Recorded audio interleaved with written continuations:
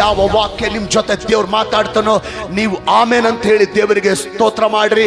ಮತ್ತು ಇದುವರೆಗೂ ನಮ್ಮ ಯೂಟ್ಯೂಬ್ ಚಾನಲ್ಗೆ ಯಾರಾದರೂ ಸಬ್ಸ್ಕ್ರೈಬ್ ಆಗಿಲ್ಲ ಅಂದರೆ ಇವತ್ತೇ ನೀವು ಸಬ್ಸ್ಕ್ರೈಬ್ ಆಗುವಂಥ ಪ್ರಯತ್ನ ಮಾಡ್ರಿ. ಮತ್ತು ನಿಮ್ಮ ಏನಾದರೂ ಪ್ರಾರ್ಥನಾ ಮನವಿಗಳಿದ್ರೆ ನೀವು ಕಮೆಂಟ್ ಜಾಗದಲ್ಲಿ ನಿಮ್ಮ ಪ್ರಾರ್ಥನಾ ಮನವಿಗಳನ್ನು ತಿಳಿಸಿ. ಖಚಿತವಾಗಿ ತಪ್ಪದೆ ನಾವು ನಿಮಗೋಸ್ಕರವಾಗಿ ಪ್ರಾರ್ಥನೆ ಮಾಡ್ತಾ ಇದ್ದೀವಿ. ಯಾವ್ಯಾವ ಜಿಲ್ಲೆಗಳಿಂದ, ಯಾವ್ಯಾವ ತಾಲೂಕುಗಳಿಂದ, ಯಾವ್ಯಾವ ಪಟ್ಟಣಗಳಿಂದ ಈ ವಾಕ್ಯನ ವೀಕ್ಷಿಸ್ತಾ ಇದ್ದೀರೋ ಆ ಪಟ್ಟಣಗಳ ಹೆಸರು ಬರೆದು ದೇವರಿಗೆ ಸ್ತೋತ್ರ ಮಾಡ್ರಿ. ಆ ಪಟ್ಟಣಕ್ಕಾಗಿ, ನಿಮ್ಮ ಕುಟುಂಬಕ್ಕಾಗಿ, ನಿಮ್ಮ ಪ್ರತಿ ಪ್ರಾರ್ಥನಾ ಮನವಿಗಳಿಗೋಸ್ಕರ ತಪ್ಪದೆ ನಾವು ಪ್ರಾರ್ಥನೆ ಮಾಡುವಂಥವರಾಗಿದ್ದೇವೆ.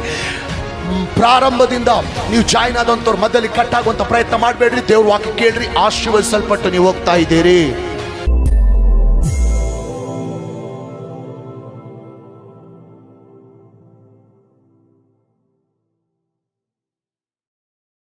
ಓಕೆ, ಫಿಲಿಪ ಬರೆದ ಪುಸ್ತಕ 4ನೇ ಅಧ್ಯಾಯ 19ನೇ ವಚನ. ಫಿಲಿಪ 4:19.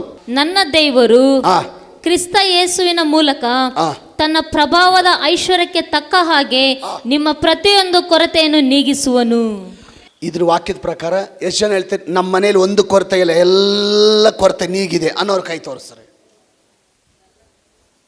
4 ಜನರು ಈ ವಾಗ್ದಾನ ನೆರವೇರಿದೆ.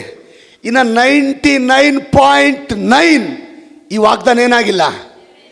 ಯಾಕೆ ನೆರವೇರಿಲ್ಲ?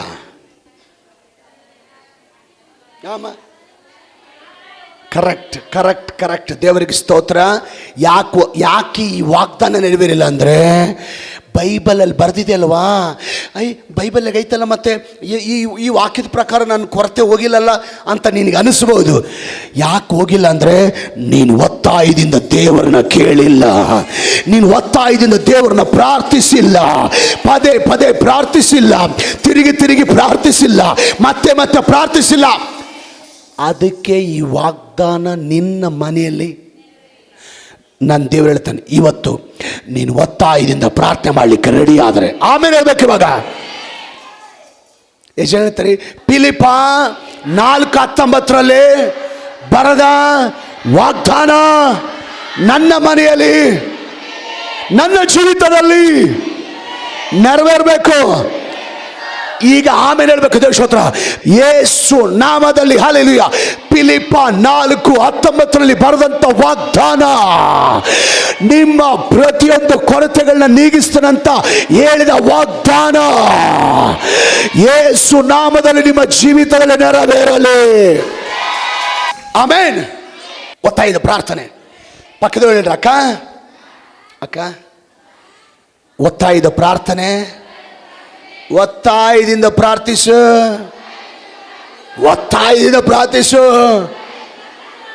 ಒಳ್ಳೆ ರಿಸಲ್ಟ್ ಸಿಗುತ್ತೆ.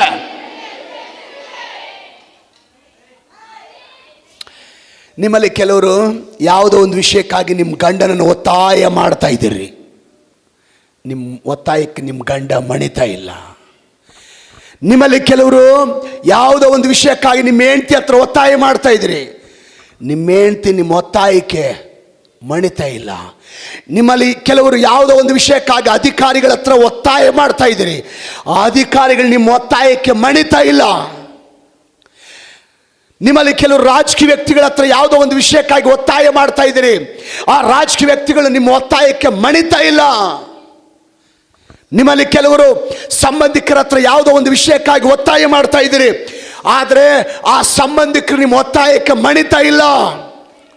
ಆದರೆ ನನ್ನ ದೇವರು ಹೇಳೋದು, ನಿನ್ನ ಗಂಡನ ಮುಂದೆ ಮಾಡುವ ಒತ್ತಾಯ, ಹೆಂಡತಿ ಮುಂದೆ ಮಾಡುವ ಒತ್ತಾಯ, ಮಕ್ಕಳ ಮುಂದೆ ಮಾಡುವ ಒತ್ತಾಯ, ಸಂಬಂಧಿಕರ ಮುಂದೆ ಮಾಡುವ ಒತ್ತಾಯ, ಅಧಿಕಾರಿಗಳ ಮುಂದೆ ಮಾಡುವ ಒತ್ತಾಯ, ರಾಜಕೀಯ ವ್ಯಕ್ತಿಗಳ ಮುಂದೆ ಮಾಡುವ ಒತ್ತಾಯ ಮಾಡು, ನಾನು ಇಲ್ಲ ಅಂತ ಹೇಳಲ್ಲ. ಅದಕ್ಕಿಂತ ಮುಂಚೆ ದೇವರ ಹತ್ರ ಒತ್ತಾಯ ಮಾಡು. ದೇವರ ಹತ್ರ ಒತ್ತಾಯ ಮಾಡು. ದೇವರ ಹತ್ರ ಒತ್ತಾಯ ಮಾಡು. ಯಾವ ವಿಷಯವಾಗಿ ಗಂಡನ ಬಳಿಲಿ ಒತ್ತಾಯ ಮಾಡ್ತಾ ಇದೆಯೋ ಆ ವಿಷಯದಲ್ಲಿ ನಿನಗೆ ಜಯ ಸಿಗುತ್ತೆ. ಯಾವ ವಿಷಯದಲ್ಲಿ ಹೆಂಡತಿ ಹತ್ರ ಒತ್ತಾಯ ಮಾಡ್ತಾ ಇದೆಯೋ ಆ ವಿಷಯದಲ್ಲಿ ಜಯ ಸಿಗುತ್ತೆ. ಯಾವ ವಿಷಯದಲ್ಲಿ ಸಂಬಂಧಿಕರ ಹತ್ರ ಒತ್ತಾಯ ಮಾಡ್ತಾ ಇದೆಯೋ ಆ ವಿಷಯದಲ್ಲಿ ಜಯ ಸಿಗುತ್ತೆ. ಯಾವ ವಿಷಯದಲ್ಲಿ ಅಧಿಕಾರಿಗಳ ಹತ್ರ ಒತ್ತಾಯ ಮಾಡ್ತಾ ಇದೆಯೋ ಆ ವಿಷಯದಲ್ಲಿ ಜಯ ಸಿಗುತ್ತೆ. ಯಾವ ವಿಷಯದಲ್ಲಿ ರಾಜಕೀಯ ವ್ಯಕ್ತಿಗಳ ಹತ್ರ ಒತ್ತಾಯ ಮಾಡ್ತಾ ಇದೆಯೋ ಆ ವಿಷಯದಲ್ಲಿ ಜಯ ಸಿಗುತ್ತೆ. ಎದ ಮೇಲೆ ಕೈ ಇಟ್ಕೊಂಡು ಹೇಳ್ರಿ, ನಾನು ದೇವ್ರನ್ನ ಬಹಳ ಒತ್ತಾಯ ಮಾಡಿನಂತ. ಕರೆಕ್ಟಾ?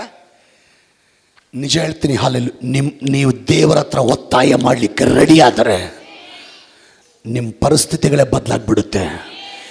ನಿಮ್ಮ ಕುಟುಂಬದ ಪರಿಸ್ಥಿತಿಗಳೇ ಬದಲಾಗ್ಬಿಡುತ್ತೆ. ನಿಮ್ಮ ಮಕ್ಕಳ ಪರಿಸ್ಥಿತಿಗಳೇ ಬದಲಾಗ್ಬಿಡುತ್ತೆ. ನಿಮ್ಮ ಗಂಡನ ಪರಿಸ್ಥಿತಿ ಬದಲಾಗ್ಬಿಡುತ್ತೆ. ಸೇವೆಗಳೇ ಬದಲಾಗ್ಬಿಡುತ್ತೆ. ಮಗನೇ ಸೋದರಿ, ಅಣ್ಣಳಿಗೆ ಮಕ್ಕಳಿಲ್ಲ, ಅಣ್ಣಳಿಗೆ ಸಂತಾನ ಇಲ್ಲ, ಎಲ್ಲರಿಗೂ ಗೊತ್ತಿದೆ. ದೇವರ ಆಲಯಕ್ಕೆ ಹೋದ್ಲು, ಒಂದು 5 ನಿಮಿಷ ಕೂತ್ಕೊಂಡು ಪ್ರಾರ್ಥನೆ ಮಾಡಿ ಎದ್ದು ಬಂದ್ಲು. ಹಂಗಂತ ಬೈಬಲ್ಲಾಗೈತಾ? ಏನೈತೆ ಹೇಳ್ರಿ ಬೈಬಲಲ್ಲಿ? ಏನಂತೈತೆ ಬೈಬಲಲ್ಲಿ? ಓದ್ಲು, 5 ನಿಮಿಷ ಕೂತ್ಕೊಂಡು ಒಂದು ಚಿಕ್ಕದೊಂದು ಪ್ರಾರ್ಥನೆ ಮಾಡಿದ್ಲು, ಆಮೇಲೆ ಎದ್ದು ಬಂದ್ಬಿಟ್ಲು. ಹಂಗೈತೆ ಬೈಬಲಲ್ಲಿ? ಬೈಬಲಲ್ಲಿ ಬರೆದಿದೆ, ಆಕೆ ಬಲು ಹೊತ್ತಿನವರೆಗೂ ಕಣ್ಣೀರು ಸುರಿಸಿ ಪ್ರಾರ್ಥನೆ ಮಾಡಿದಳು. ಈ ಅಮ್ಮ ಬಂದು ಪ್ರಾರ್ಥನೆ ಕೂತ್ಕೊಂಡ್ಮೇಲೆ ಕೂತ್ಕೊಂಡದ್ದು ಪಾಸ್ಟರ್ ನೋಡಿದ, ಅಲ್ಲಿರೋ ಪಾಸ್ಟರ್ ನೋಡಿದ. ಅರ್ಧ ಗಂಟೆ ಬಂದು ನೋಡ್ತಾನೆ, ಪ್ರಾರ್ಥನೆಯಿಂದ ಎದ್ದು ಹೋಗಿಲ್ಲ, ಪ್ರಾರ್ಥನೆ ಮುಗಿಸಿ ಎದ್ದು ಹೋಗಿಲ್ಲ. 1 ಗಂಟೆ ಆದ್ಮೇಲೆ ಬಂದು ಪಾಸ್ಟರ್ ನೋಡ್ತಾನೆ, ಪ್ರಾರ್ಥನೆ ಮುಗಿಸಿಲ್ಲ ಇನ್ನ ಅಮ್ಮ. 1.5 ಗಂಟೆ ಬಿಟ್ಟು ಬಂದು ಪಾಸ್ಟರ್ ನೋಡ್ತಾನೆ, ಪ್ರಾರ್ಥನೆ ಮುಗಿಸಿಲ್ಲ. 2 ತಾಸಾಯ್ತು, 3 ತಾಸಾಯ್ತು, ಪ್ರಾರ್ಥನೆ ಮುಗಿಸಿಲ್ಲ ಅನ್ನಳು. ನಾನು ನಿಮಗೆ ಒಂದು ಮಾತು ಕೇಳ್ತೀನಿ, ದೇವರೇ ಕೊಟ್ಟರೆ ಕೊಡು, ಮಗನ್ನ ಬಿಟ್ಟರೆ ಬಿಡ, ನಂಗೆ ಪ್ರೇಯರ್ ಮಾಡಿಲ್ಲ. ನಮ್ಮಲ್ಲಿ ಕೆಲವರು ಪ್ರೇಯರ್ ಹೆಂಗೈತೆ ಗೊತ್ತಾ? ದೇವರೇ ಕೊಟ್ಟರೆ ಕೊಡು, ಕೊಟ್ಟರು ಸಂತೋಷಪ್ಪ, ಕೊಡದಿದ್ರು ಸಂತೋಷಪ್ಪ. ಹಂಗೆ ಮಾಡಿಲ್ಲ ಪ್ರಾರ್ಥನೆ. ಹೆಂಗೆ ಪ್ರಾರ್ಥನೆ ಮಾಡಿ ಗೊತ್ತಾ? 3 ತಾಸಾಗಿರ್ಬೋದು, ಅದಕ್ಕಿಂತ ಹೆಚ್ಚಾಗಿರ್ಬೋದು. ದೇವಾ, ನೀ ನನಗೊಬ್ಬ ಮಗನನ್ನು ಕೊಡಲೇಬೇಕು ದೇವಾ, ನೀ ನನಗೆ ಮಗನನ್ನು ಕೊಡಲೇಬೇಕು ದೇವಾ, ನೀ ನನಗೊಬ್ಬ ಮಗನನ್ನು ಕೊಡಲೇಬೇಕು ದೇವಾ, ನೀ ನನಗೊಬ್ಬ ಮಗನನ್ನು ಕೊಡಲೇಬೇಕು ದೇವ ಅಂತೇಳಿ ಪದೇ ಪ್ರಾರ್ಥನೆ ಮಾಡಿದ್ಲು. ತಿರುಗಿ ಪ್ರಾರ್ಥನೆ ಮಾಡಿದ್ಲು. ಅರ್ಧ ಗಂಟೆ ಪ್ರಾರ್ಥನೆ ಮಾಡಿದ್ಲು, 1 ಗಂಟೆ ಪ್ರಾರ್ಥನೆ ಮಾಡಿದ್ಲು, 1.5 ಗಂಟೆ ಪ್ರಾರ್ಥನೆ ಮಾಡಿದ್ಲು, 2 ತಾಸು 3 ತಾಸು ಗಂಟೆಗಳು ಪ್ರಾರ್ಥನೆ ಮಾಡಿದ್ಲು. ಏನಾಯ್ತು ಗೊತ್ತಾ? 6ನೇ ವರ್ಷದಲ್ಲಿ ದೇವರು ಆಕೆಗೆ ಗಂಡು ಮಗುವನ್ನು ಕೊಟ್ಟಿದ್ದಾನೆ. Praise the lord, hallelujah. ಅನ್ನಳ ಪ್ರಾರ್ಥನೆ ಎಂಥ ಪ್ರಾರ್ಥನೆಯಾಗಿತ್ತು? ಒತ್ತಾಯದ ಪ್ರಾರ್ಥನೆ. ಅನ್ನಳ ಪ್ರಾರ್ಥನೆ. ಯಾಯರ್ನ ಮಗಳು ಸೀರಿಯಸ್ ಆಗಿದ್ದಾಳೆ. ಸೀರಿಯಸ್ ಆದಂಥ ಸಂದರ್ಭದಲ್ಲಿ ಯೇಸುಸ್ವಾಮಿ ಹತ್ರ ಹೋಗಿದ್ದಾನೆ. ಯೇಸುಸ್ವಾಮಿ ಆಗ ತಾನೇ ವಾಕ್ಯ ಕೇಳಿ ಆಲಯದಿಂದ ಹೊರಗಡೆ ಬಂದಿದ್ದಾನೆ. ಆಲಯದಿಂದ ಹೊರಗಡೆ ಬಂದಾಗ ಈ ಯಾಯರ್ನ ಹೋಗಿ, ಸ್ವಾಮಿ ನನ್ನ ಮಗಳು ಭಾಳ ಸೀರಿಯಸ್ ಆಗಿದ್ದಾಳೆ ಸ್ವಾಮಿ, ಸಾಯೋ ಸ್ಥಿತಿಯಾಗಿದ್ದಾಳೆ ಸ್ವಾಮಿ, ಉಳಿಯಂಗಿಲ್ಲ ಸ್ವಾಮಿ, ದಯಮಾಡಿ ನನ್ನ ಮಗಳನ್ನ ಉಳಿಸು ಸ್ವಾಮಿ, ನನ್ನ ಮಗಳನ್ನ ಕಾಪಾಡು ಸ್ವಾಮಿ, ನನ್ನ ಮಗಳನ್ನ ಬದುಕಿಸು ಸ್ವಾಮಿ ಅಂತೇಳಿ ಏನು ಮಾಡಿದ್ದಾನೆ? ಕೇಳಿದ್ದಾನೆ. ಅವನು ಕೇಳ್ತಿದ್ದಂಗಲೇ ಯಾಯರ್ನ ಒಂದು ಸಂಬಂಧಿ ಒಬ್ಬನು ಬಂದು, ಅಣ್ಣ ನಿಮ್ಮ ಹೆಂಡ್ತಿ ಹೇಳಿ ಕಳಿಸಿದ್ಲು, ನಿನ್ನ ಮಗಳು ಸತ್ತೋಗಳಂತೆ, ಹೋಗ್ಬೇಕಂತೆ. ನನ್ನ ಮಗಳು ಸತ್ತೋಗ್ಬಿಟ್ಲಾ? ಆಯ್ತು ನಡಿ ಅಂತೇಳಿ ವಾಪಸ್ ಹೋಗ ನಡಿ ಅಂತ ವಾಪಸ್ ಹೋದ್ನ. ಬೈಬಲ್ ಏನು ಹೇಳ್ತೆ ಗೊತ್ತಾ? ನಿನ್ನ ಮಗಳು ಸತ್ಲ ಅಂದ್ಕೊಳ್ಳಿ ವಾಪಸ್ ಹೋಗ್ಲಿಲ್ಲ, ಮತ್ತೆ ಯೇಸುವನ್ನ ಕೂಗಲಿಕ್ಕೆ ಆರಂಭಿಸಿದಾನೆ. ಮತ್ತೆ ಜೋರಾಗಿ ಕೂಗಲಿಕ್ಕೆ ಆರಂಭಿಸಿದಾನೆ. ಪದೇ ಕೂಗಲಿಕ್ಕೆ ಆರಂಭಿಸಿದಾನೆ. ಅವನು ಕೂಗೋದು ನೋಡಿ ಯೇಸು ಏನು ಗೊತ್ತಾ? ಯಾಯಿರ ಚಿಂತೆ ಮಾಡಬೇಡ, ನಡಿ, ನಾನು ನಿನ್ನ ಮನೆಗೆ ಬರ್ತೀನಿ. ಮನೆಗೆ ಹೋಗಿದ್ದಾನೆ ಏಸಯ್ಯ. ಅಲ್ಲಿ ಮಗಳು ಸತ್ತೋಗಿದ್ದಾಳೆ. ಆ ಶವದ ಮುಂದೆ ಏಸಯ್ಯ ಕೂತ್ಕೊಂಡು ಒಂದು ಮಾತು ಹೇಳ್ತಾನೆ, ಮಗಳೇ ಎದ್ದೇಳು ಅಂತ. ಸತ್ತು ಹೋಗಿರೋ ಮಗಳು ಎದ್ದು ಕೂತ್ಕೊಂಡಿದ್ದಾಳೆ. ಯಾಯರ್ನ ಪ್ರಾರ್ಥನೆ ಎಂಥ ಪ್ರಾರ್ಥನೆ! ಎಂಥ ಪ್ರಾರ್ಥನೆ! ಒತ್ತಾಯದ ಪ್ರಾರ್ಥನೆ ಒಳ್ಳೆ ರಿಸಲ್ಟ್ ತರುತ್ತೆ. ಮೋಶೆ ದೇಶೋತ್ರ ಸೀನಾಯಿ ಬೆಟ್ಟಕ್ಕೆ ಹೋಗಿದ್ದಾನೆ. ಸೀನಾಯಿ ಬೆಟ್ಟಕ್ಕೆ ಹೋದ್ಕೊಳ್ಳೆ ಬೆಳಿಗ್ಗೆ ಹೋಗಿ ಸಾಯಂಕಾಲ ವಾಪಸ್ ಬಂದ್ಬಿಟ್ನಾ? ಬಂದಿಲ್ವಾ? ಮೊದಲೇ ದಿನ ಹೋಗಿ ಕೂತ್ಕೊಂಡನ, ಸಾಯಂಕಾಲ ವಾಪಸ್ ಬಂದಿಲ್ಲ. ಮೊದಲೇ ದಿನ ಅಲ್ಲೇ ಕೂತ್ಕೊಂಡನ ಪ್ರಾರ್ಥನೆಯಲ್ಲಿ. 2 ದಿನ ಆದರೂ ಸೀನಾಯಿ ಬೆಟ್ಟ ಇಳಿದಿಲ್ಲ, ಅಲ್ಲೇ ಕೂತ್ಕೊಂಡನ. 3 ದಿನ ಆದರೂ ಸೀನಾಯಿ ಬೆಟ್ಟ ಇಳಿದಿಲ್ಲ, ಅಲ್ಲೇ ಕೂತ್ಕೊಂಡನ ಪ್ರಾರ್ಥನೆ ಮಾಡಿಕೊಂಡು. ವಾರ ಆದರೂ ಸೀನಾಯಿ ಬೆಟ್ಟ ಇಳಿದಿಲ್ಲ, ಅಲ್ಲೇ ಕೂತ್ಕೊಂಡನ ಪ್ರಾರ್ಥನೆ ಮಾಡಿಕೊಂಡು. 2 ವಾರ ಆದರೂ ಇಳಿದಿಲ್ಲ ಸೀನಾಯಿ ಬೆಟ್ಟ, ಅಲ್ಲೇ ಕೂತ್ಕೊಂಡು ಪ್ರಾರ್ಥನೆ ಮಾಡ್ತಾ ಇದ್ದಾನೆ. 3 ವಾರ ಆದರೂ ಸೀನಾಯಿ ಬೆಟ್ಟ ಇಳಿದಿಲ್ಲ, ಅಲ್ಲೇ ಕೂತ್ಕೊಂಡು ಪ್ರಾರ್ಥನೆ ಮಾಡ್ತಾ ಇದ್ದಾನೆ. ತಿಂಗಳಾಯಿತು, ಸೀನಾಯಿ ಬೆಟ್ಟ ಇಳಿದಿಲ್ಲ, ಅಲ್ಲೇ ಕೂತ್ಕೊಂಡು ಪ್ರಾರ್ಥನೆ ಮಾಡ್ತಾ ಇದ್ದಾನೆ. ತಿಂಗಳು ದಾಟಿ 40 ದಿನಗಳಾಯಿತು, ಸೀನಾಯಿ ಬೆಟ್ಟ ಇಳಿದಿಲ್ಲ, ಅಲ್ಲೇ ಕೂತ್ಕೊಂಡು ಪ್ರಾರ್ಥನೆ ಮಾಡ್ತಾ ಇದ್ದಾನೆ. 40ನೇ ದಿನ 41ನೇ ದಿನದಲ್ಲಿ ಸೀನಾಯಿ ಬೆಟ್ಟ ಇಳಿದು ಬರ್ತಾ ಇದ್ದಾನೆ. ಹೋಗಬೇಕಾದ್ರೆ ಬರೀ ಕೈಯಿಂದ ಹೋಗಿದ್ದಾನೆ, ಖಾಲಿ ಕೈಯಿಂದ ಹೋಗಿದ್ದಾನೆ. ಈಗ ಇಳಿಬೇಕಾದ್ರೆ ದೇವರು ತಾನೇ ಕಲ್ಲಿನ ಮೇಲೆ ಬರೆದಂಥ ಬೈಬಲ್, ಬಲಗಡೆ ಒಂದು ಎಡಗಡೆ ಒಂದು ಆಜ್ಞಾ ಶಾಸನದ ಕಲ್ಲು ಹಿಡ್ಕೊಂಡು ಸೀನಾಯಿ ಬೆಟ್ಟ ಇಳಿತಾ ಇದ್ದಾನೆ. ಆತನ ತಲೆಯ ಮೇಲೆ ಯೆಹೋವನ ಬೆಳಕು ಕಾಣಿಸ್ತಾ ಇದೆ. ಮಗಳೇ, ಸಹೋದರಿ ದೇವ್ರ ಸ್ತೋತ್ರ, ಆಮೇಲೆ ನಾನು ಕೇಳೋದು, ಎಂಥ ಪ್ರಾರ್ಥನೆ ಕಾಣಿಸ್ತಾ ಇದೆ? ಎಷ್ಟು ದಿನ ಒತ್ತಾಯ ಮಾಡ್ದ ದೇವ್ರನ್ನ? 40 ದಿನ. ಹೋಗಬೇಕಾದ್ರೆ ಅವನಲ್ಲಿ ಯಾವ ವ್ಯತ್ಯಾಸ ಇಲ್ಲ. ಇವಾಗ ಅವನಲ್ಲಿ ಯೆಹೋವನ ಬೆಳಕು ಅವನ ಮೇಲೆ ಕಾಣಿಸ್ತಾ ಇದೆ. ಒಂದು ಮಾತು ಹೇಳ, ನೀನು ಒತ್ತಾಯದಿಂದ ದೇವರ ಹತ್ರ ಪ್ರಾರ್ಥನೆ ಮಾಡಲಿಕ್ಕೆ ರೆಡಿಯಾಗು. ನೀವು ಒತ್ತಾಯದಿಂದ ದೇವರ ಹತ್ರ ಕೇಳ್ರಿ, ಯಾವುದೋ ಒಂದು ವಿಷಯಕ್ಕೋಸ್ಕರ. ನಿಮ್ಮ ಅವಶ್ಯಕತೆಗಳಿಗಾಗಿ ದೇವರ ಹತ್ರ ಒತ್ತಾಯ ಮಾಡ್ರಿ. ನಿಮ್ಮ ಕಷ್ಟಗಳಿಗೋಸ್ಕರ ದೇವರ ಹತ್ರ ಒತ್ತಾಯ ಮಾಡ್ರಿ. ನಿಮ್ಮ ಶೋಧನೆಗಳಿಗೋಸ್ಕರ ದೇವರ ಹತ್ರ ಒತ್ತಾಯ ಮಾಡ್ರಿ. ಯಾವುದು ಆಗದಿರುವಂಥ ಕೆಲಸಗಳಿಗೋಸ್ಕರ ದೇವರ ಹತ್ರ ಒತ್ತಾಯ ಮಾಡ್ರಿ. ಬದಲಾಗದಿರುವಂಥ ಗಂಡನಿಗೋಸ್ಕರ ಒತ್ತಾಯ ಮಾಡ್ರಿ. ಬದಲಾಗದ ಪರಿಸ್ಥಿತಿಗಳಿಗೋಸ್ಕರ ಒತ್ತಾಯ ಮಾಡ್ರಿ. ನಿಮ್ಮ ಮೇಲೆ, ನಿಮ್ಮ ಕುಟುಂಬದ ಮೇಲೆ ದೇವರ ಬೆಳಕು ಬರುತ್ತೆ. ನಿಮ್ಮ ಮಕ್ಕಳ ಮೇಲೆ ದೇವ್ರ ಬೆಳಕು ಬರುತ್ತೆ. ನಿಮ್ಮ ಗಂಡನ ಮೇಲೆ ದೇವ್ರ ಬೆಳಕು ಬರುತ್ತೆ. ನಿಮ್ಮ ಬಿಸಿನೆಸ್ ಮೇಲೆ ದೇವ್ರ ಬೆಳಕು ಬರುತ್ತೆ. ಈ ಸೇವೆಯ ಮೇಲೆ ದೇವ್ರ ಬೆಳಕು ಬರುತ್ತೆ. ಮಗಳೇ, ಸಹೋದರಿ, ನೀನು ಯಾವ ಅವಶ್ಯಕತೆಯಿಂದ ಬಂದಿದೆ? ಹಣದ ಅವಶ್ಯಕತೆಯಿಂದ ಬಂದಿದೆಯಾ? ದೇವರನ್ನ ಒತ್ತಾಯದಿಂದ ಕೇಳು. ನೀನು ಬರೀ ಕೈಯಿಂದ ಹೋಗಲ್ಲ, ಬರೀ ಕೈಯಿಂದ ಹೋಗಲ್ಲ. ಮೋಶೆ ಬರೀ ಕೈಯಿಂದ ಹೋದ, ಇಳಿಬೇಕಾದ್ರೆ ಬರೀ ಕೈಯಿಂದ ಬಂದಿಲ್ಲ. ಯೆಹೋವನ ಬೆಳಕು ಅಂದುಕೊಂಡಿದ್ದಾನೆ. ಹಣದ ಅವಶ್ಯಕತೆಯಿಂದ ಬಂದಿದೆಯಾ? ದೇವರನ್ನ ಒತ್ತಾಯದಿಂದ ಕೇಳು. ದೇವರು ನಿನ್ನ ಬರೀ ಕೈಯಿಂದ ಕಳಿಸಲ್ಲ, ಆರ್ಥಿಕವಾಗಿ ಆಶೀರ್ವಾದ ಮಾಡಿ ನಿನ್ನ ಇಲ್ಲಿಂದ ಕಳಿಸ್ತಾ ಇದ್ದಾನೆ. ಉದ್ಯೋಗದ ಅವಶ್ಯಕತೆಯಿಂದ ದೇವರ ಹತ್ರ ಬಂದಿದೆಯಾ? ದೇವರನ್ನು ಒತ್ತಾಯದಿಂದ ಕೇಳು. ಉದ್ಯೋಗ ಹೊಂದಿಕೊಳ್ಳುವ ಕೃಪೆ ಹೊಂದಿಕೊಂಡು ದೇವರು ಇಲ್ಲಿಂದ ಕಳಿಸ್ತಾನೆ. ಸಾಲದ ಸಮಸ್ಯೆಯಿಂದ ದೇವರ ಹತ್ರ ಬಂದಿದೆಯಾ? ದೇವರನ್ನು ಒತ್ತಾಯದಿಂದ ಕೇಳು. ಇಲ್ಲಿಂದ ಹೋಗ್ಬೇಕಾದ್ರೆ ಬರೀ ಕೈಯಿಂದ ಕಳಿಸಲ್ಲ, ಸಾಲ ತೀರಿಸುವಂತ ಕೃಪೆ ಹೊಂದಿಕೊಂಡು ಇಲ್ಲಿಂದ ಹೋಗ್ತಾ ಇದೆಯಾ? ನಿಮ್ಮವರು ಯಾರಾದ್ರೂ ಅನಾರೋಗ್ಯದಲ್ಲಿ ಬಿದ್ದಿದ್ದಾರಾ?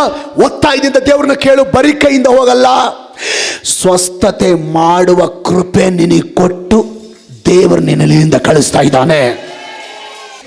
ದೇವಶೋತ್ರ, ಆತ್ಮಗಳಿಲ್ವಾ? ಸೇವೆ ಇಲ್ವಾ? ದೇವ್ರನ್ನ ಒತ್ತಾಯದಿಂದ ಕೇಳು. ಮೋಶೆಯ ಅಭಿಷೇಕ ಆಮೇಲೆ ಹೇಳಬೇಕು. ಮೋಶೆಯ ಅಭಿಷೇಕ, ಎಲಿಯನ ಅಭಿಷೇಕ, ಎಲೀಷನ ಅಭಿಷೇಕ, ಪೌಲನ ಅಭಿಷೇಕ, ದೇವರ್ ನಿನ್ನ ಮೇಲೆ ಸುರಿಸಿ ನಿನ್ನ ಇಲ್ಲಿಂದ ಕಳಿಸ್ತಾ ಇದ್ದಾನೆ. ಮಗಳೇ, ಸಹೋದರಿ, ಗಮನಿಸ್ರಿ. ಸೌಲನು ದೇವರ ಹತ್ರ ಹೋಗಿದ್ದಾನೆ. ದೇವರ ಹತ್ರ ಬರೀ ಕೈಯಿಂದ ಹೋಗಿದ್ದಾನೆ. ಪ್ರಾರ್ಥನೆ ಮುಗಿಸ್ಕೊಂಡು ಬರೀ ಕೈಯಿಂದ ಬಂದಿದ್ದಾನೆ. ನೋಡುವ ಜನ ಅನ್ಕೊಂಡಾರೆ ಬರೀ ಕೈಯಿಂದ ಹೋದ, ಬರೀ ಕೈಯಿಂದ ಬಂದ. ಜನ ನೋಡುವಾಗ ಏನನ್ನಿಸ್ತು? ಬರೀ ಕೈಯಿಂದ ಹೋದ, ಆಲೈಕ್ ಬರೀ ಕೈಯಿಂದ ಬಂದ ಅಂತ ಅನ್ಕೊಂಡ್ರು. ಅದು ವಾಸ್ತವ ಅಲ್ಲ, ಅದು ಸತ್ಯ ಅಲ್ಲ. ಬರೀ ಕೈಯಿಂದ ಬಂದಿತ್ತು ನಿಜ. ಹೋಗಬೇಕಾದ್ರೆ ಬರೀ ಕೈಯಿಂದ ಹೋಗಿಲ್ಲ, ರಾಜನಾಗುವ ಕೃಪೆ ಹೊಂದಿಕೊಂಡು ಹೋಗಿದ್ದಾನೆ. ಹಲ್ಲೆಲೂಯ. ಅನ್ನಳು ಬರೀ ಕೈಯಿಂದ ಬಂದ್ಲು, ಬರೀ ಕೈಯಿಂದ ಹೋದ್ಲು. ಯಾರಿಗೆ ಕಾಣಿಸಿದ್ದು? ಹೊರಗಿನ ಜನರಿಗೆ ಕಾಣಿಸಿ. ಅಯ್ಯಮ್ಮ ಬರೀ ಕೈಯಿಂದ ಹೋದ್ಲು, ಬರೀ ಕೈಯಿಂದ ಬಂದ್ಲು. ಹಂಗೆ ಜನ ಅನ್ಕೊಂಡ್ರು. ಅದು ವಾಸ್ತವ, ಅದು ಸತ್ಯ. ವಾಸ್ತವ ಏನು? ಬರಿಗೈಯಿಂದ ಬಂದಿದ್ದು 12 ನಿಜ, ಬರಿಗೈಯಿಂದ 12 ಬಂದಿದ್ದು ವಾಸ್ತವ. ಬರಿಗೈಯಿಂದ ಹೋಗಿದ್ದು ವಾಸ್ತವಲ್ಲ. ಮಕ್ಕಳಾಗುವ ಭಾಗ್ಯ ಹೊಂದಿಕೊಂಡು, ಮಕ್ಕಳ ಸಂತಾನ ಭಾಗ್ಯ ಹೊಂದಿಕೊಂಡು ಆಲಯದಿಂದ 12 ಹೋಗಿದ್ದಾಳೆ. ಆಮೇಲೆ ಯೋಸೇಫನ್ ದೇವರ ಹತ್ರ ಬರಿಕೈಯಿಂದ ಬಂದ,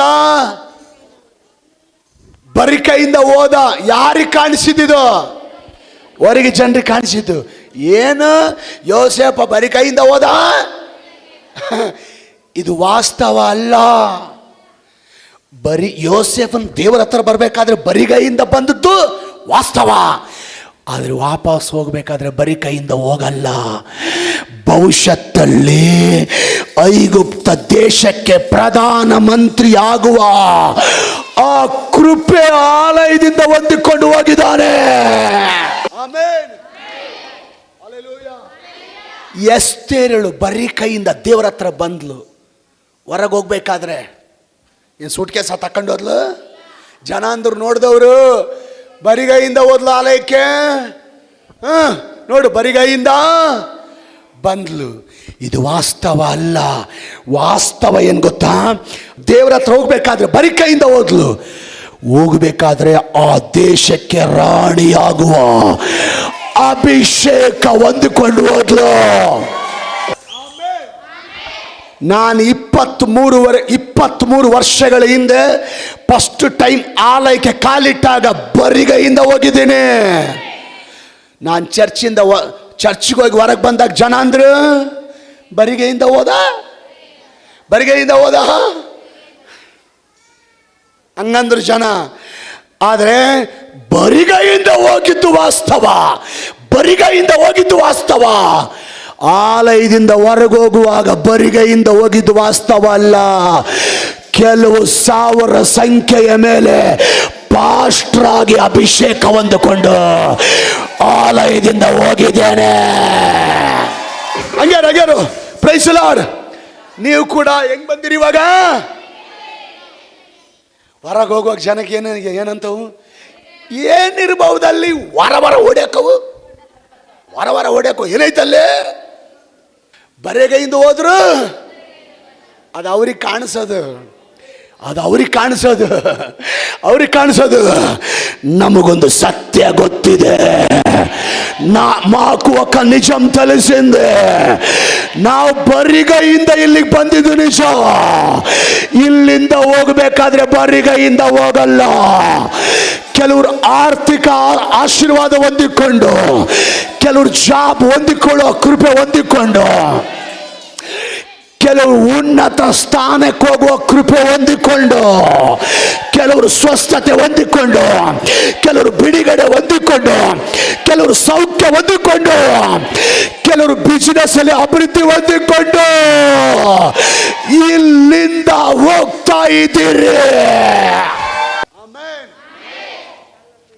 ಪಕ್ಕದಲ್ಲಿ ಅಕ್ಕ, ನೀವು ಅಣ್ಣ, ತಮ್ಮ, ನಾನು, ಅವ್ರಿಗೆ ಹೇಳ್ರಿ. ನೀವು ಅವ್ರಿಗೆ ಹೇಳ್ರಿ, ನೀವು ಅವ್ರಿಗೆ ಹೇಳ್ರಿ. ನೀನು ಆಲಯಕ್ಕೆ ಬರುವಾಗ ಬರಿಗೈಯಿಂದ ಬಂದಿದ್ದು ವಾಸ್ತವ. ಇಲ್ಲಿಂದ ಹೋಗುವಾಗ ನೀನು ಬರಿಗೈಯಿಂದ ಹೋಗಲ್ಲ. ನಿನ್ನನ್ನು ಆಶೀರ್ವದಿಸ ದೇವರಿಲ್ಲಿಂದ ಕಳಿಸ್ತಾನೆ. ಆಮೇನ್. Praise the lord. ಈಗ ಒಂದು ಮಾತು ಹೇಳ್ತೀನಿ, ಇಷ್ಟ ಆದ್ರೆ ಆಮೇಲೆ ಹೇಳಬೇಕು. ರೆಡಿನೋ? ಆಮೇಲೆ ಹೇಳಕ್ಕೆ ರೆಡಿ ಆಗಬೇಕು. ಈ ವಾಗ್ದಾನ, ಈ ಪ್ರವಾದನೆ ರಿಸೀವ್ ಮಾಡ್ಕೋಬೇಕು. ನೀವು ಬಂಧುಗಳ ಹತ್ರ ಸಹಾಯ ಕೇಳಿ ಇಲ್ಲ ಅನ್ನಿಸ್ಕೊಂಡು ಅವಮಾನ ಹೊಂದಿ ಇಲ್ಲಿ ಬಂದು ಕೂತ್ಕೊಂಡಿರ್ಬೋದು. ಸ್ನೇಹಿತರ ಹತ್ರ ಸಹಾಯ ಕೇಳಕ್ಕೆ ಹೋಗಿ ಇಲ್ಲ ಅನ್ನಿಸ್ಕೊಂಡು ನಿರಾಶೆಯಿಂದ ಬಂದು ಇಲ್ಲಿ ಕೂತ್ಕೊಂಡಿರ್ಬೋದು. ಬಂಧುಗಳ ಹತ್ರ ಸಹಾಯ ಕೇಳಿ ಇಲ್ಲ ಅನ್ನಿಸ್ಕೊಂಡು ಅವಮಾನ ಹೊಂದಿ ನೀನಿಲ್ಲಿ ಬಂದಿರ್ಬೋದು. ಸ್ನೇಹಿತರ ಹತ್ರ ಸಹಾಯ ಕೇಳಿ ಇಲ್ಲ ಅನ್ನಿಸ್ಕೊಂಡು ಅವಮಾನ ಹೊಂದಿ ನೀನು ಇಲ್ಲಿ ಬಂದಿರಬಹುದು. ಅಕ್ಕಪಕ್ಕದವ್ರ ಹತ್ರ ಸಹಾಯ ಕೇಳಿ ಇಲ್ಲ ಅನ್ಸ್ಕೊಂಡು ನಿರಾಶೆಯಿಂದ ನೀನು ಇಲ್ಲಿ ಬಂದಿರಬಹುದು. ಕೆಲವು ಅಧಿಕಾರಿಗಳ ಹತ್ರ ಸಹಾಯ ಕೇಳಿ ಇಲ್ಲ ಅನ್ಸ್ಕೊಂಡು ನಿರಾಶೆಯಿಂದ ಇಲ್ಲಿ ನೀನು ಬಂದಿರಬಹುದು. ಕೆಲವು ರಾಜಕೀಯ ವ್ಯಕ್ತಿಗಳ ಹತ್ರ ಸಹಾಯ ಕೇಳಿ ಇಲ್ಲ ಅನ್ಸ್ಕೊಂಡು ಅವಮಾನ ಹೊಂದಿ ನೀನು ಇಲ್ಲಿ ಬಂದಿರಬಹುದು. ಆದರೆ ನೀನು ದೇವರ ಹತ್ರ ಒತ್ತಾಯದಿಂದ ಸಹಾಯ ಕೇಳಿದರೆ ನನ್ನ ದೇವರು ಇಲ್ಲ ಅನ್ನಲ್ಲ, ಬರಿಗೈಯಿಂದ ಕಳಿಸಲ್ಲ, ಬದಲಾಗಿ ತುಂಬಿ ವರ ಸೂಸುವ ಹಾಗೆ ಆಶೀರ್ವದಿಸಿ ನಿನ್ನನ್ನು ಇಲ್ಲಿಂದ ನನ್ನ ದೇವರು ಕಳಿಸ್ತಾ ಇದ್ದಾನೆ. ನೀವು ಮನುಷ್ಯರ ಹತ್ರ, ಬಂಧುಗಳ ಹತ್ರ, ಅಕ್ಕಪಕ್ಕದವರ ಹತ್ರ, ಸ್ನೇಹಿತರ ಹತ್ರ ಸಹಾಯ ಕೇಳಿ ಇಲ್ಲ ಅನ್ಸ್ಕೊಂಡು ಅವಮಾನ ಹೊಂದಿರ್ಬೋದು. ನನ್ನ ದೇವರ ಹತ್ರ ನೀನು ಒತ್ತಾಯದಿಂದ ನಿನ್ನ ದೇವರ ಹತ್ರ ಸಹಾಯ ಕೇಳಿದರೆ ನನ್ನ ದೇವರು ನಿಮ್ಮನ್ನು ಬರೀ ಕೈಯಿಂದ ಕಳಿಸಲ್ಲ, ತುಂಬಿ ಹೊರಸೂಸುವ ಹಾಗೆ ಆಶೀರ್ವದಿಸೇ ಕಳಿಸ್ತಾನೆ. ಕೆಲವು ಜನ ಅನಿಸ್ಬೋದು ಸರ್, ಕೆಲವು ಜನ ಅನ್ಕೋಬಹುದು ಮನಸ್ಸಲ್ಲಿ, ಸರ್ ದೇವ್ರಿಗೆ ಒತ್ತಾಯ ಮಾಡೋದು ಅವಶ್ಯಕತೆ ಐತೆ ಸರ್, ದೇವ್ರಿಗೆ ಒತ್ತಾಯ ಮಾಡಿದ್ರೆ ಕಿರಿಕಿರಿ ಅನ್ಸಲ್ವಾ, ಇವಂದೇನು ಕಾಟ ಆಯ್ತಂತ ಅನ್ಸಲ್ವಾ, ಇವಂದೇನು ತೆಲ್ಲವಾಯ್ತಂತ ಅನ್ಸಲ್ವಾ, ದೇವ್ರಿಗೆ ಒತ್ತಾಯ ಮಾಡೋದು ಅವಶ್ಯಕತೆನಾ, ದೇವ್ರಿಗೆ ಕೂಗೋದು ಅವಶ್ಯಕತೆನಾ, ದೇವ್ರಿಗೆ ಕಿರ್ಚೋದು ಅವಶ್ಯಕತೆನಾ, 20 ಸಾರಿ ಹೇಳೋದು ಅವಶ್ಯಕತೆನಾ, 1 ಸಾರಿ ಹೇಳಿದ್ರೆ ಕೇಳಿಸಲ್ವ ದೇವ್ರಿಗೆ ಕಿವುಡ ಅಂತ ಕೆಲವ್ರಿಗೆ ಅನಿಸ್ಬೋದು. ನಾನು ನಿಮ್ಗೊಂದು ಉದಾಹರಣೆ ಹೇಳ್ತೀನಿ. ಇದು ಉದಾಹರಣೆ ಮಾತ್ರಪ್ಪ, ಯಾರು ಅನ್ವಯ ಮಾಡ್ಕೋಬೇಡ್ರಿ. ಇದು ಉದಾಹರಣೆ ಅಷ್ಟೇ, ಅದರಲ್ಲಿ ಯವನಸ್ತ್ರ ಅನ್ವಯ ಮಾಡ್ಕೋಬೇಡ್ರಿ. ದೇವರಿಗೆ ಒತ್ತಾಯ ಮಾಡೋದು ಸಂತೋಷ ಆಗುತ್ತಾ ಅಥವಾ ಕಿರಿಕಿರಿ ಆಗತ್ತಾ ನೋಡೋಣ. ಉದಾಹರಣೆ ಒಂದು ಹುಡುಗಿ ಒಬ್ಬ ಹುಡುಗನಿಗೆ ಇಷ್ಟಪಟ್ಟಿದ್ದಾಳೆ, ಪ್ರೀತಿಸ್ತಾ ಇದ್ದಾಳೆ ಅನ್ಕೊಳ್ಳಿ. ಆ ಇಷ್ಟಪಡುವಂಥ ಹುಡುಗ ಬಂದು ದಿನಕ್ಕೊಂದು 10 ಸಾರಿ, ದಿನಕ್ಕೊಂದು 20 ಸಾರಿ, ದಿನಕ್ಕೊಂದು 30 ಸಾರಿ ನಾನು ನಿನ್ನ ಪ್ರೀತಿಸ್ತೀನಿ ಅಂದರೆ ಈ ಹುಡುಗಿಗೆ ಇಷ್ಟ ಆಗುತ್ತಾ, ಕಿರಿಕಿರಿ ಆಗುತ್ತಾ? ಯಾಕೆ? ಆ ಹುಡುಗನ ಇಷ್ಟಪಟ್ಟಿದ್ದಕ್ಕೆ ಆತ 20 ಸಾರಿ ನಾನು ನಿನ್ನ ಪ್ರೀತಿ ಮಾಡ್ತೀನಿ ಅಂದರೆ ಏನು ಅನಿಸ್ತದೆ? ಓಕೆ, ಇಷ್ಟ ಆಗುತ್ತಾ, ಕಿರಿಕಿರಿ ಆಗುತ್ತಾ? ಒಂದು 20 ಸಾರಿ ನಾನು ಇಷ್ಟಪಡ್ತೀನಿ ಅಂದರೆ ಕಿರಿಕಿರಿ ಆಗುತ್ತಾ, ಇಷ್ಟ ಆಗುತ್ತಾ ಹುಡುಗಿ? ಯಾಕೆ ಇಷ್ಟ ಆಗುತ್ತೆ ಅಂದರೆ ಆತನ ಮೇಲೆ ಇಷ್ಟ ಇದೆ, ಪ್ರೀತಿ ಇದೆ. ನಮ್ಮ ದೇವರಿಗೆ ನಿನ್ನ ಮೇಲೆ ಇಷ್ಟ ಇದೆ, ನಮ್ಮ ದೇವರಿಗೆ ನಿನ್ನ ಮೇಲೆ ಪ್ರೀತಿ ಇದೆ. ನೀನು ಆತನ ಮಗಳು, ನೀನು ಆತನ ಮಗನು.